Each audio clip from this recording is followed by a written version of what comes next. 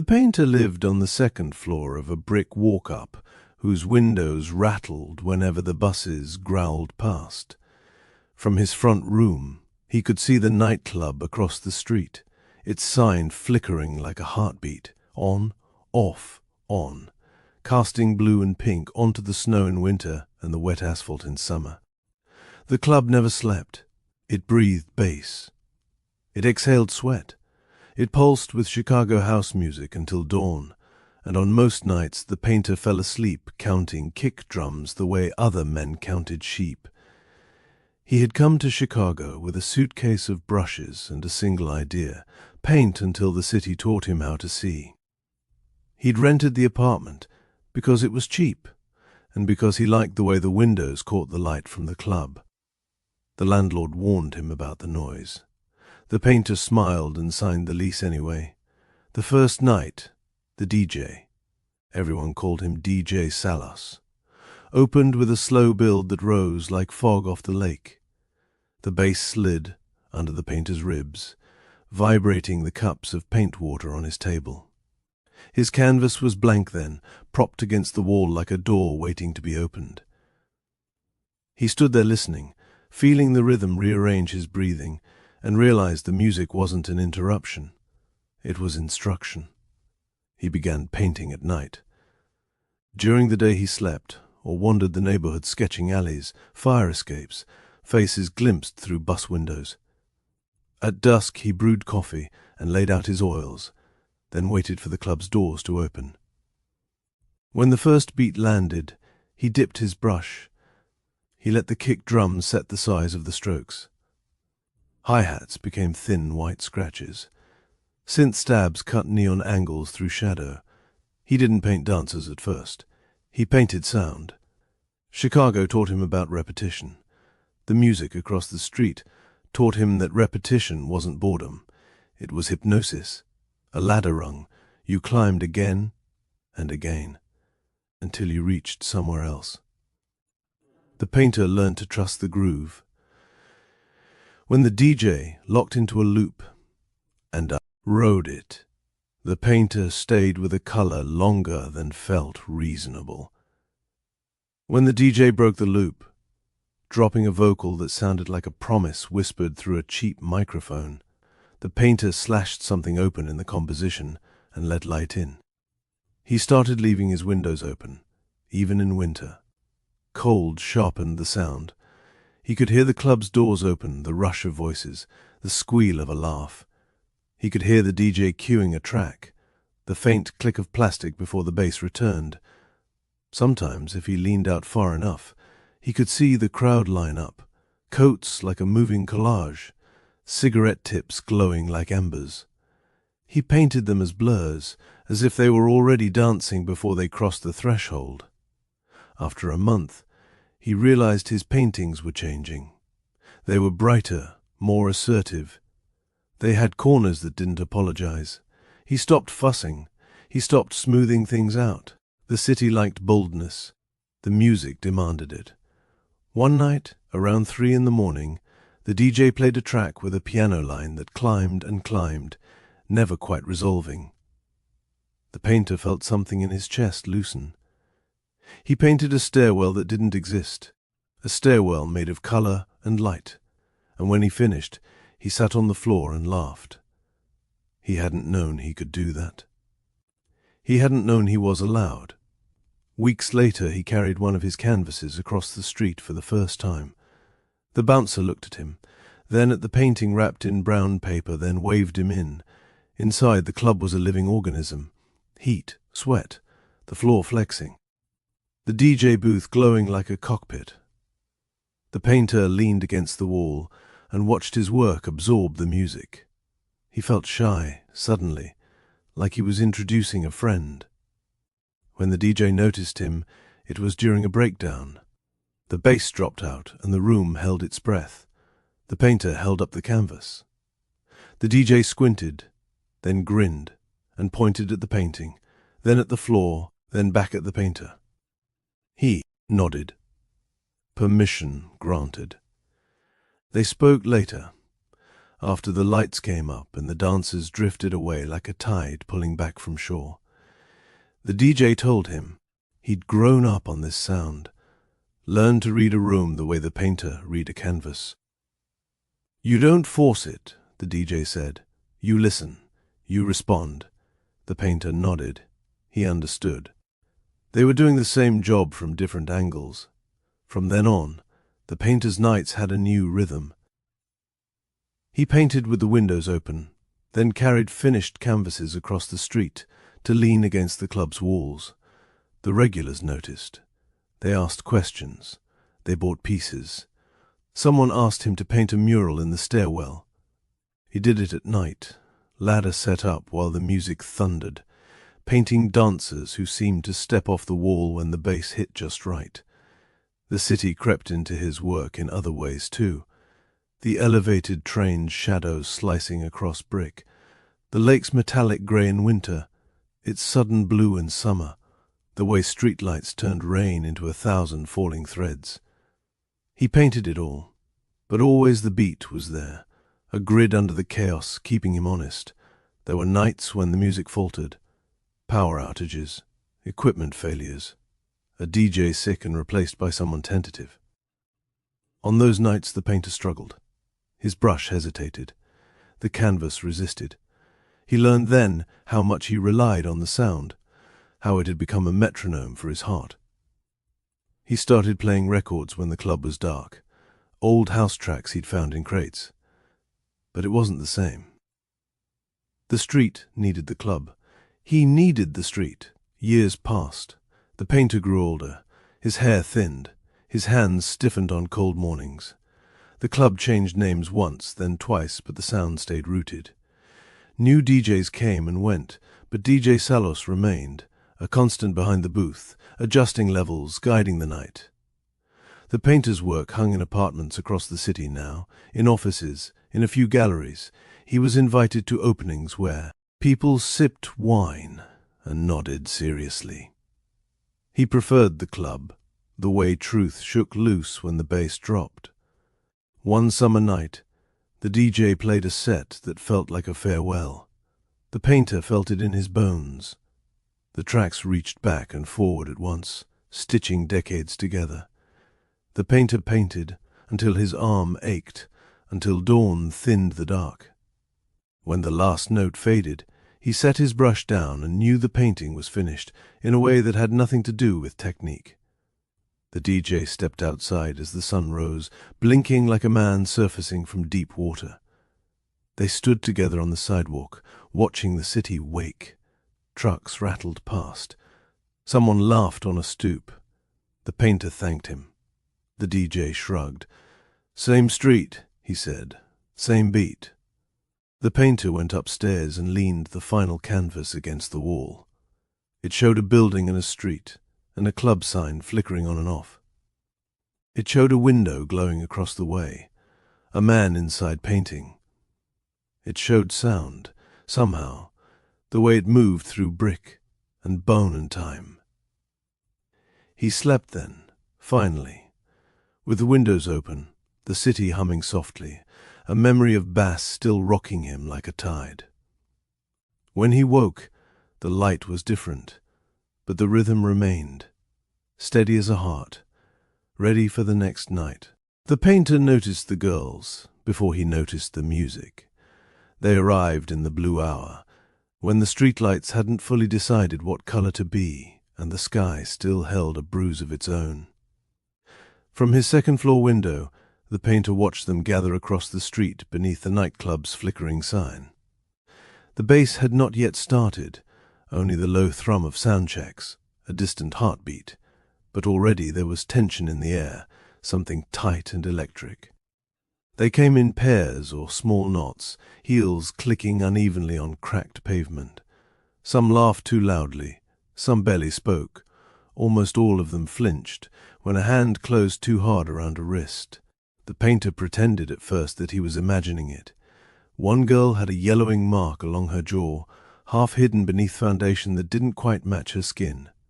When she turned her head, the light caught it. An old bruise, healing but stubborn, like it wanted to be remembered.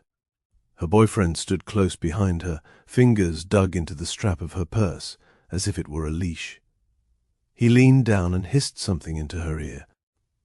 She nodded quickly, eyes down, shoulders folding inward. Another girl wore long sleeves, though it was late July. When she lifted her arm to light a cigarette, the sleeve slid back just enough. Purple fingerprints bloomed along her forearm, thumbprint distinct, as if someone had pressed their claim there. She noticed too late and tugged the fabric down, laughing nervously at nothing. The painter's stomach tightened. He had always been observant. Artists had to be. But this felt different. This felt like being forced to look. The window glass reflected his own face back at him, pale and watchful, eyes rimmed with sleeplessness. He wondered, briefly, whether the city was showing him something on purpose. The men were worse when they drank. As the night deepened and the club filled, some couples drifted outside to smoke. The bass began to pulse then, steady and insistent. Chicago house, rolling out of the doors in warm waves. The sound should have softened the scene, but instead it sharpened it, giving everything a rhythm. Shove, pause, laugh. Apology whispered too fast to be real. One man grabbed his girlfriend by the back of the neck when she spoke to someone else.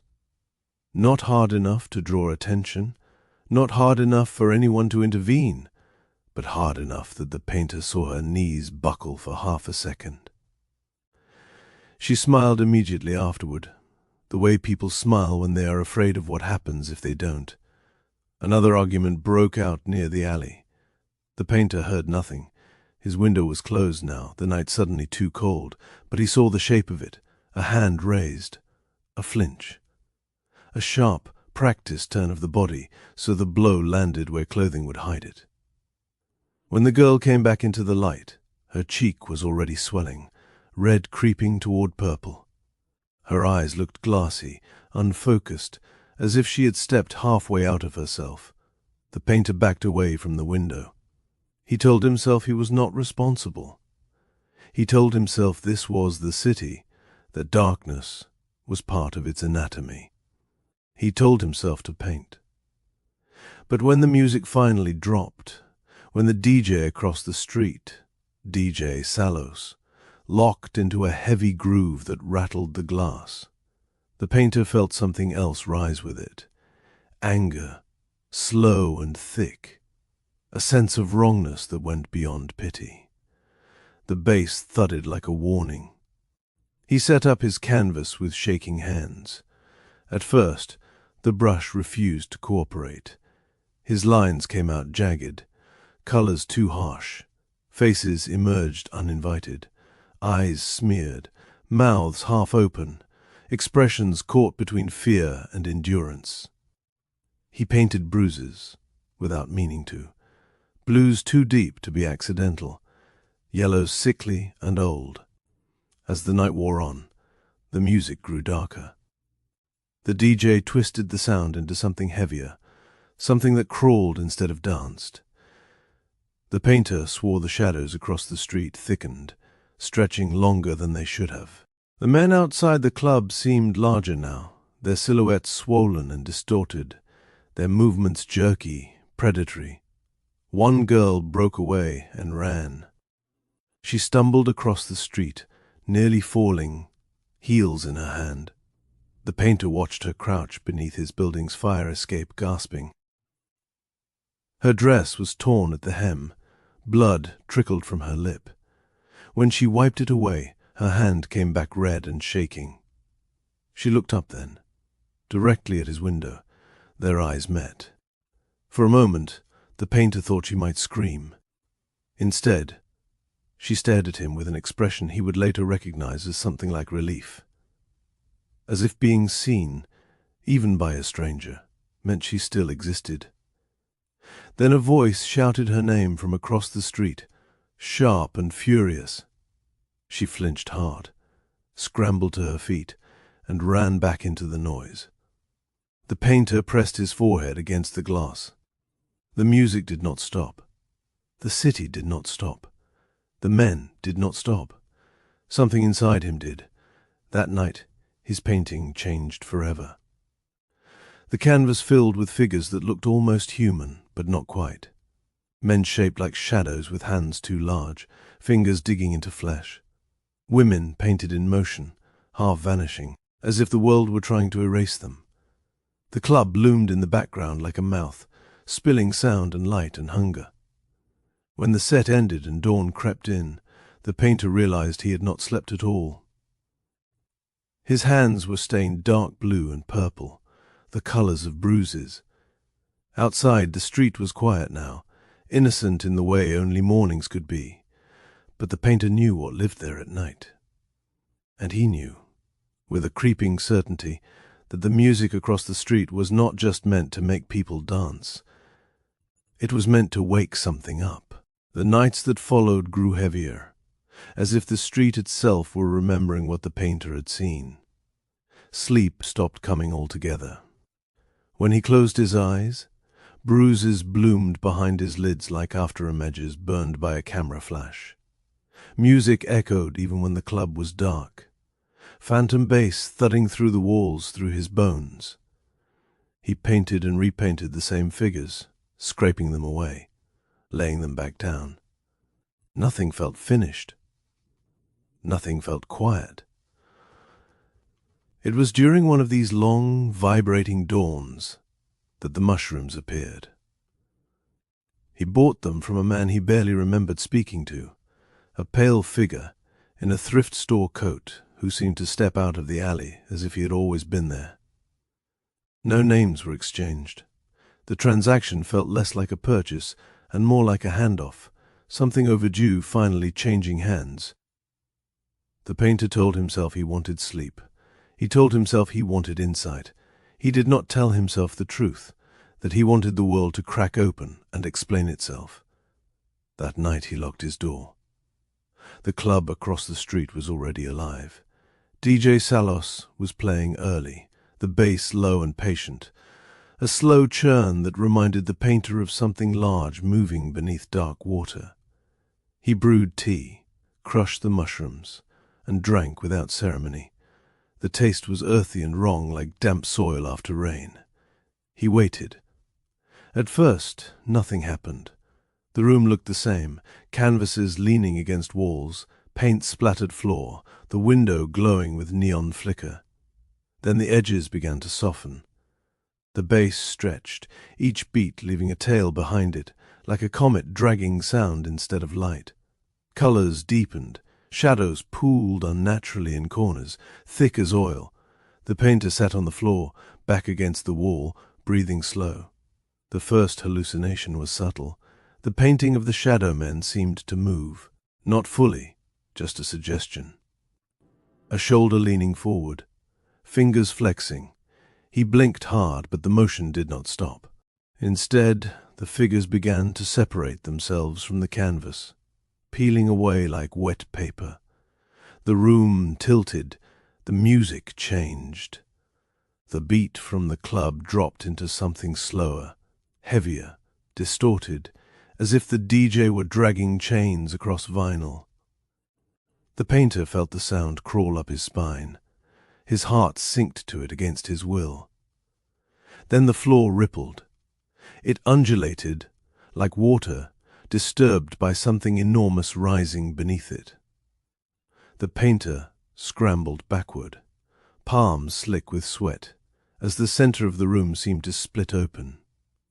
From the distortion emerged a shape, green, scaled, impossibly large.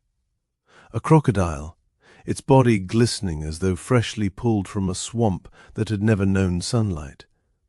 Its eyes were ancient and unblinking, reflecting the neon from outside like corrupted stars. And astride it, the demon. It wore armor, but not the polished kind from storybooks. This armor was blackened, scarred, etched with symbols that seemed to shift when the painter tried to focus on them. A knight's helm concealed its face, visor down, yet the painter felt watched all the same. The presence pressed down on him, heavy and absolute, like gravity had chosen a new center. The crocodile's claws scraped the floor, leaving gouges that smoked faintly. Its tail knocked over a chair, the sound echoing far too long. The demon knight raised one gauntleted hand, and the music from across the street swelled in response, the bass roaring like a war drum. "You see now," a voice said, not aloud but inside the painter's skull.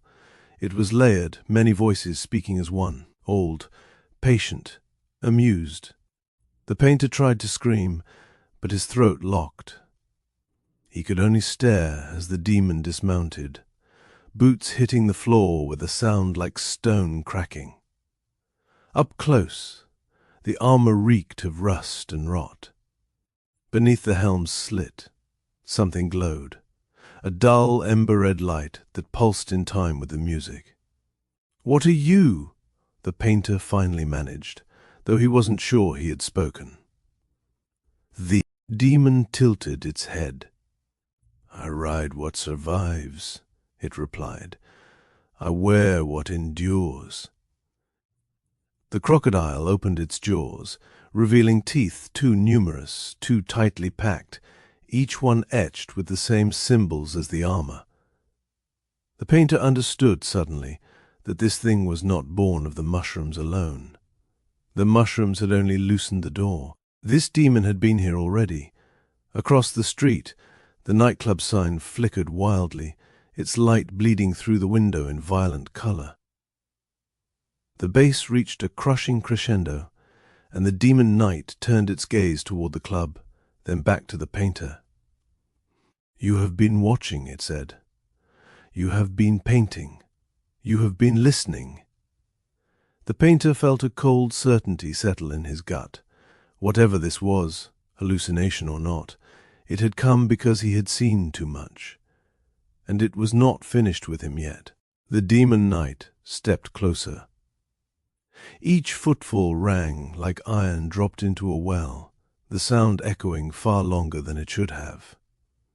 The painter felt the floor vibrate beneath him, though he could no longer tell whether the vibration came from the nightclub's base or from the thing standing before him. The crocodile crouched behind its master, tail coiled, jaws slowly opening and closing as if tasting the air. "You have watched them bleed," the demon said. "You have painted their silence." The painter shook his head, tears burning at the corners of his eyes. "I only see," he whispered. "I don't stop it." The helm inclined, almost gently.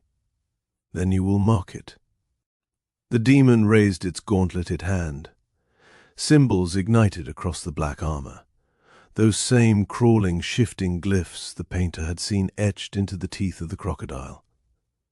They slid and rearranged themselves until one remained, hovering in the air between them. It was angular and wrong, a shape that hurt to look at too long, like a thought the human mind was not meant to finish. "You will learn where they live," the demon said. "The men who strike. The homes that swallow screams. You will go to their doors and you will draw my sign." The painter's breath came in shallow gasps. "And then," the demon's voice dropped, thick with promise, "then the house will remember." The symbol burned itself into the painter's vision. He tried to look away and failed. It carved itself into his thoughts, into the muscle memory of his hand. He knew, with a terror that hollowed him out, that he could draw it perfectly without ever seeing it again.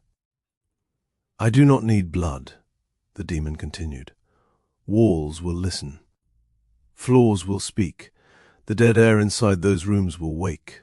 The music across the street surged, distorted now, warped into something grinding and oppressive. The painter felt the bass hammer through his chest, as if trying to break him open from the inside. "You will not touch them," the demon said, almost kindly. "The house will." The next nights blurred together. The painter learned the addresses the way rot spreads, quietly, inevitably. Snatches of conversation outside the club. A girl crying in a bathroom stall, whispering an intersection like a confession. A drunken man bragging too loudly about how his woman knows better at home. The city gave up its secrets without resistance. He went out after midnight.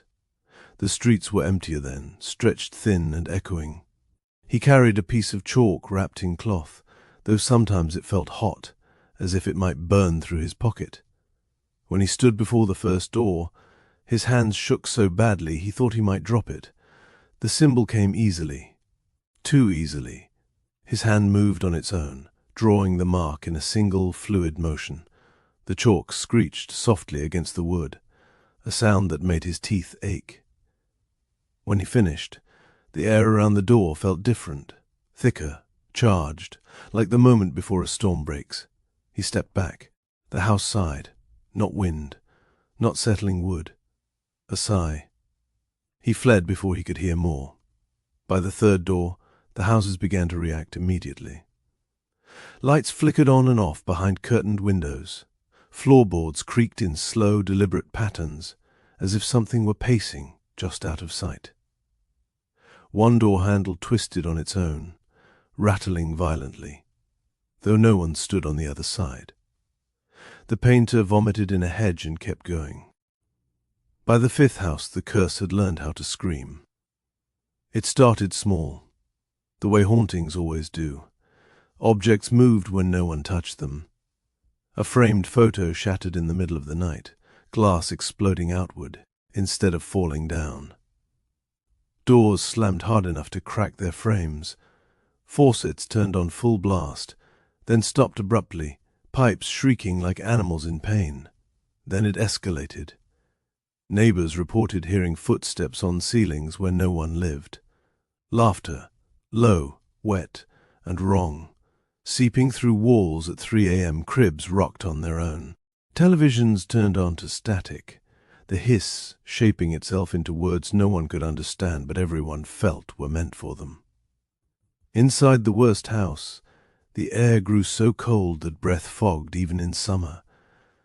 The man who lived there woke each night pinned to his mattress, unable to move, while something heavy climbed onto his chest.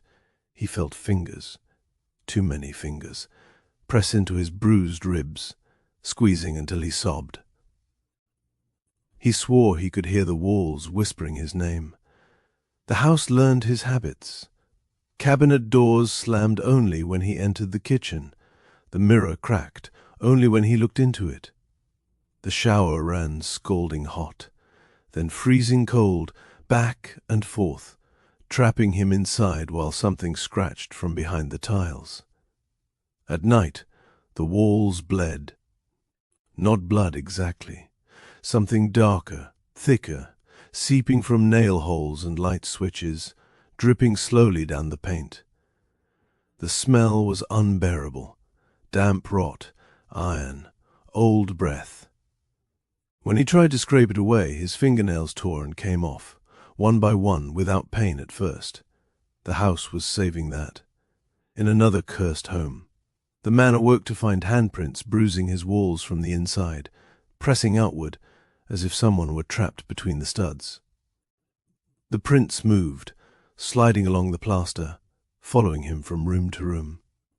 When he screamed, the ceiling answered back with a deeper, angrier scream. The women did not cause this. The painter learned that quickly. The houses protected them. Doors locked themselves when the men raged. Hallways stretched impossibly long, keeping the abusers from reaching bedrooms where terrified bodies hid. In one place, the stairs collapsed under a man's feet, snapping his leg backward while the house groaned in satisfaction. The demon kept its word. The homes became witnesses, judges, executioners of patience. The painter stopped sleeping altogether. Every time he closed his eyes, he saw the symbol glowing on doors, saw houses breathing in the dark. He heard the bass from the club as a pulse beneath it all, a heartbeat driving the curse forward. DJ Salos played relentlessly, unaware, or perhaps fully aware, that something ancient was marching in time with his rhythm. One night, the demon returned. It stood in the painter's apartment again, armor slicked now, as if wet. The crocodile's jaws were stained dark, its eyes bright with hunger. "You have done well," the demon said. The painter collapsed to his knees. "Make it stop." The helm tilted. "No," the demon replied softly. "Now the city knows how to punish." Outside, somewhere deep inside a marked house, a wall finally gave way, and the sound it made was not a crash. It was a scream that lasted far too long to belong to anything human. The houses did not kill all at once. They learned first. The poltergeist presence, the thing the demon had seeded into wood and wire and memory, studied its inhabitants with a patience that felt older than the city itself. It listened through walls. It memorized footsteps. It understood fear the way an architect understands load-bearing beams. The painter felt the shift before the deaths began. The music across the street grew heavier, slower, ritualistic. DJ Sallow stretched tracks until they felt like they were dragging something behind them. The bass no longer invited movement, it commanded it. Each beat landed like a verdict. Inside the marked homes, the activity changed. The chaos stopped being random. It became intentional. In the first house, the man died on the stairs. For weeks, the poltergeist had trained him, conditioning him with fear. The stairs creaked whenever he passed. A single step would sag lower than the rest. At night, he dreamed of falling, of tumbling endlessly while laughter echoed from above. On the night it happened, the power went out.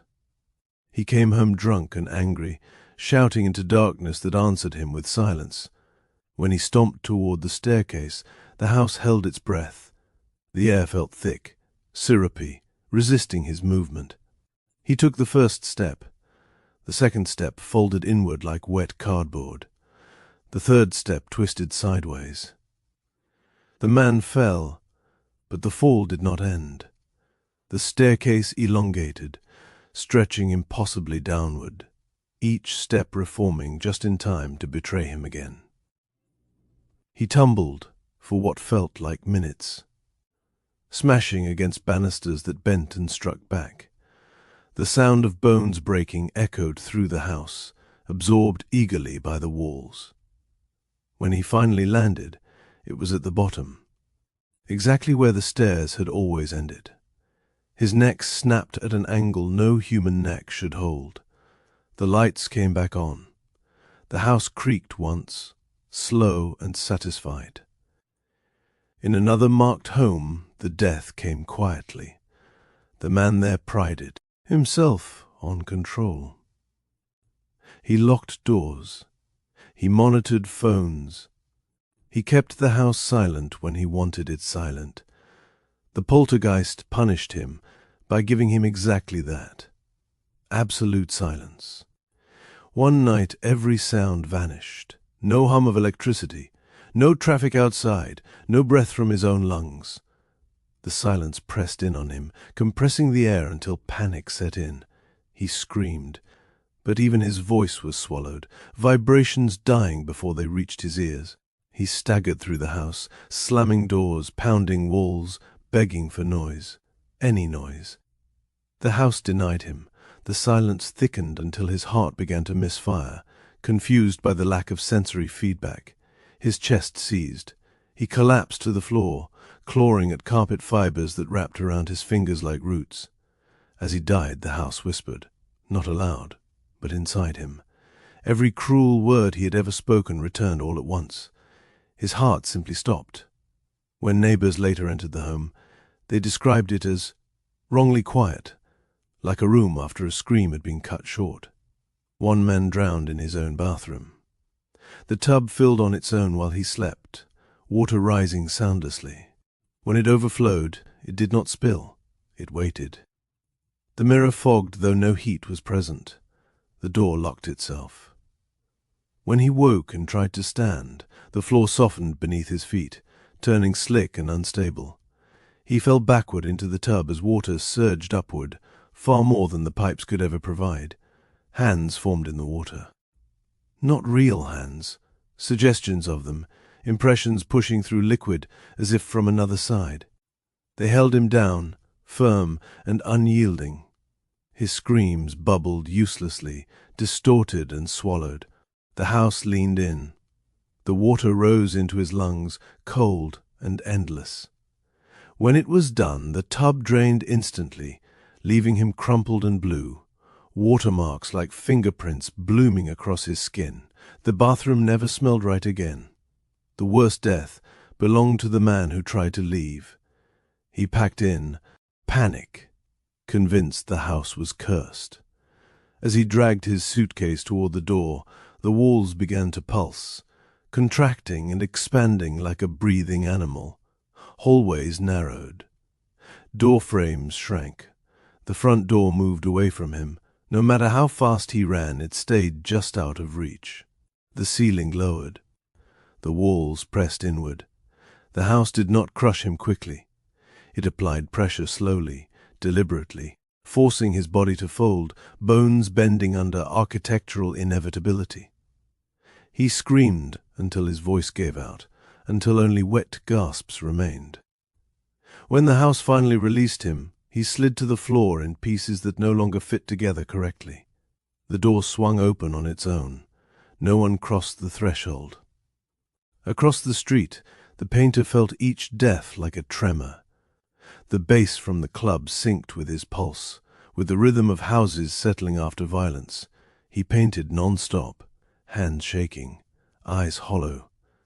The symbol appeared again and again in his work, etched into doorways, staircases, bathtubs, walls that leaned too close. The demon returned only once more. It did not gloat. It simply watched the city breathe. "They are finished," the painter whispered. The demon night rested a gauntlet on the crocodile's skull. "They are remembered," it replied. Outside, the nightclub doors opened again. New people lined up. New laughter. New shadows. But the houses across the city stood differently now. Alert, aware, waiting. And deep beneath the music, beneath the paint, beneath the city itself, something ancient continued to march forward, one heavy, patient beat at a time. The city did not mourn the men. It exhaled. In the days after the deaths, something loosened in the air, subtle but unmistakable. The painter felt it first in the mornings, when the street lay quiet and emptied of last night's sins. The houses across the city, those marked doors, stood still now. No more screams, no more shattered silence. They had finished speaking. What came next did not arrive with violence. It arrived with dreams. The women began to dream of music. Not songs they had heard before, not melodies with words, but rhythm, pure and insistent. A four-on-the-floor pulse that followed them through sleep like footsteps behind a locked door. In their dreams they stood in dark rooms filled with fog and light, bass vibrating through their bodies until fear gave way to something else. Relief, release. In the dreams, a figure appeared. A demon, not monstrous in the way nightmares usually are, but composed, armored, watching. A night-shaped silhouette wreathed in shadow, its presence calm and undeniable, and always the same name echoed through the music, spoken without a mouth, sung without a voice. Salos, or Solos depending on who heard it, spelled differently, pronounced the same. The name slid into them like a hook, anchoring itself somewhere deep behind the ribs. They woke sweating. They woke calm. They woke knowing where to go. The first woman came to the nightclub on a Tuesday. The painter noticed her immediately from his window. She walked alone this time, posture straighter, eyes forward. The bruise that had once lived along her jaw was gone. replaced by bare skin and a thin scar like punctuation at the end of a sentence. She stood beneath the flickering sign and tilted her head, listening, as if the building itself were calling her by name. Inside, DJ Salos played low and slow, the bass rolling like distant thunder. The painter crossed the street without thinking, drawn by the same pull. He stood near the back wall, watching. She danced differently than the others. Not frantic, not desperate, intentional. When the night ended, she approached him. "I've seen your paintings," she said, voice steady. "They look like my dreams." The painter swallowed. "What do you dream about?" She smiled, not wide, not forced. Real, a night, a crocodile, music that doesn't stop. She hesitated, then added, "And a name." He did not ask which one. Over the course of the week, more women came, one by one. Each night, another familiar face from the sidewalk outside the club reappeared. Alone, unafraid, moving as if guided by something beneath the sound. Some had cut their hair. Some wore different clothes. All of them carried the same quiet gravity. They found the painter without effort. They spoke to him between sets, in corners of the club, outside beneath streetlights that hummed too loudly. Their stories overlapped like layers of paint. The fear, the walking on glass years, the houses that had turned against their abusers, the silence afterward, and always the dreams. "I hear the bass before I fall asleep," one woman told him, rolling up her sleeve to reveal skin still faintly marked by old fingerprints. "It teaches me how to breathe again." Another said, "He doesn't scare me." "Solos doesn't scare me. He watches. He waits, like he's making sure something doesn't come back." A third leaned in close and whispered, "I think he saved me." The painter listened. He always listened. It was the fourth woman who mentioned the tattoos. "I want his name on my body," she said simply, as if discussing the weather. "Not for worship, for memory." "Memory of what?" the painter asked. She looked at him carefully. "That I survived. The others felt it too, once the idea was spoken aloud. The name, Salos Solos, etched into skin, permanent and undeniable.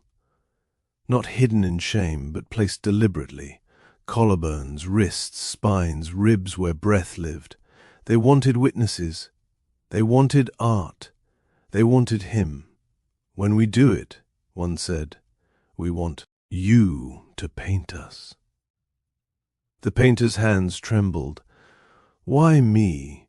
"Because you saw us before anyone else did," another replied. "Before we even saw ourselves." The first tattoo appeared on a Friday. Black ink, clean lines. The demon's name written in a script that felt older than language. When the woman showed it to him, the club lights flickered, just once. The bass deepened. The painter felt the familiar pressure in his chest, the same sensation he'd felt the night the demon first appeared. He painted her that night. Not as a victim, not as a saint, but as a figure standing at the edge of sound, body marked, eyes open, shadow behind her no longer attached. The symbol did not dominate the canvas. It anchored it. Over the next nights, more tattoos appeared. More paintings followed. A series began to form on the painter's walls, women framed by rhythm and darkness, marked but unbroken, faces lit from below by bass and neon. In every painting, the name appeared somewhere, not loud, not hidden, present, watching. The painter realized, with a chill that crept slowly up his spine, that the demon had not only cursed houses, it had cultivated witnesses. And now, through music, ink, and paint, something new was being born inside the city. Something that did not scream, did not beg, did not hide, something that remembered. The club became their meeting place without anyone ever formally deciding it. It happened the way tides change, quietly at first, then all at once. One by one, the women the painter had spoken with began arriving earlier in the night, lingering longer after last call. They clustered near the back wall, near the booth, near the place where the base felt warmest against the body. The painter joined them there, sketchbook tucked under his arm, watching as conversations began to overlap.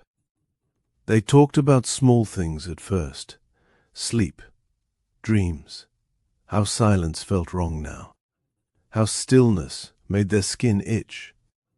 Then the patterns surfaced. "I dream of armor," one said, tracing the edge of her glass with a finger, heavy, like protection. "I dream of a voice," another added, "not speaking, commanding." "I dream of music coming from inside my chest," said a third, "like something else learned my heartbeat." The painter listened, his stomach slowly tightening. He recognized every detail, the cadence, the imagery, the same presence refracted through different minds. As the DJ shifted into a deeper set, the room darkened, lights pulsing low and red, sweat glossed skin. Movement slowed, became deliberate. The women stood closer now, not pressed together, but aware of one another's heat, of breath, of proximity. There was an intensity to them that drew looks from others on the floor. They were no longer dancing to be seen. They were listening. At some point, no one could later remember who said it first, the name came up again. "Salos," one woman murmured, almost reverently. That's what he called himself. The painter felt his pulse stutter. Another woman frowned, eyes lifting toward the booth. "That's the DJ's name, isn't it?" They all looked up together. The glowing letters behind the booth flickered in time with the bass. DJ Salos, the realization hit them like a dropped needle. Sharp, sudden, impossible to ignore. The painter felt cold spread through his spine. "That's not a coincidence," he said quietly. The women didn't argue. Instead, something shifted in them. Their expressions softened, darkened, focused. Pupils dilated in the low light. The music seemed to sink beneath their skin now, vibrating through hips, shoulders, throats. They moved closer to the booth, drawn not just by sound, but by recognition. One woman laughed softly, breathless. "I feel awake." Another whispered, "I feel wanted, not by someone, by something." Their obsession didn't explode, it bloomed. They returned night after night, drawn to the same frequencies, the same tracks that built and broke and built again. The bass became intimate, almost tactile. It rolled through their bodies, loosened tension, rewired memory. Trauma faded at the edges, replaced by sensation. Heat, movement, presence. They danced with their eyes closed now, heads tilted back, throats exposed, hands tracing their own arms, their own waists, rediscovering territory that had once felt unsafe. There was sexuality in it, unmistakable, but it wasn't crude. It was devotional, focused, charged. The painter watched, transfixed and unsettled. They touched each other sometimes, not possessively, not desperately. Fingers brushing wrists. Palms resting briefly at the small of a back. A shared inhale, a knowing look. Each contact lingered half a second longer than necessary, as if testing a boundary that no longer existed. "Do you feel him?" One asked the painter once, voice low, close to his ear. He nodded, though he wasn't sure whether she meant the DJ or the demon. "Good," she said, "because we think he's been watching all along." As the nights passed, the women spoke less and moved more. their obsession sharpened into something fierce and luminous. The tattoos seemed to warm under the club lights. Sometimes the painters swore the ink pulsed faintly in time with the beat. DJ Salos never acknowledged them directly, but his sets changed. They grew slower, heavier, intimate in a way that felt deliberate. Breakdowns lingered, stretched thin, teasing. Drops hit low and deep, vibrating places that made the women gasp, arch, sway closer to one another. The music felt like hands without hands. The painter realized, with a mix of awe and dread, that the demon had not demanded worship. It had inspired desire, and desire, once awakened and shared, was far more powerful than fear. As the women gathered beneath the booth, bodies moving as one organism, eyes shining with sweat and heat and recognition, the painter understood the final truth dawning between them all. The demon had not come to punish. It had come to be invited,